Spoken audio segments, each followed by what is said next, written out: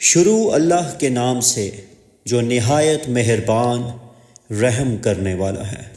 جب آسمان پھٹ جائے گا اور اپنے پروردگار کا فرمان سن لے گا، اور یہی اس کے لائق بھی ہے، اور جب زمین ہموار کر دی جائے گی اور جو کچھ اس میں ہے وہ اسے نکال کر باہر ڈال دے گی اور بالکل خالی ہو جائے گی، اور اپنے پروردگار کے ارشاد کی تعمیل کرے گی، اور اس کو لازم بھی یہی ہے، تو قیامت قائم ہو جائے گی۔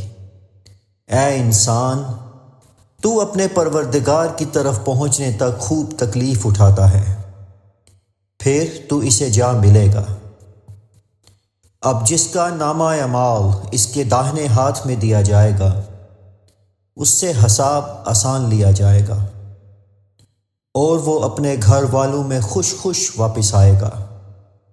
اور جس کا نامہ اعمال اس کی پیٹھ کے پیچھے سے دیا جائے گا، تو وہ موت کو پکارے گا اور دوزخ میں داخل ہوگا۔ وہ اپنے اہل و عیال ہی میں مگن رہتا تھا۔ وہ تو خیال کرتا تھا کہ اللہ کی طرف لوٹ کر نہ جائے گا، کیوں نہیں؟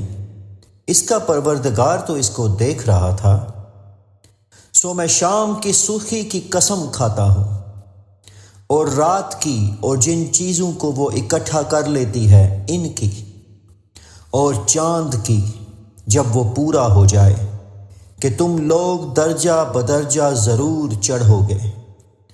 تو ان لوگوں کو کیا ہو گیا ہے کہ ایمان نہیں لاتے، اور جب ان کے سامنے قرآن پڑھا جاتا ہے تو سجدہ نہیں کرتے، بلکہ کافر جھٹلائے جاتے ہیں، اور اللہ ان باتوں کو خوب جانتا ہے۔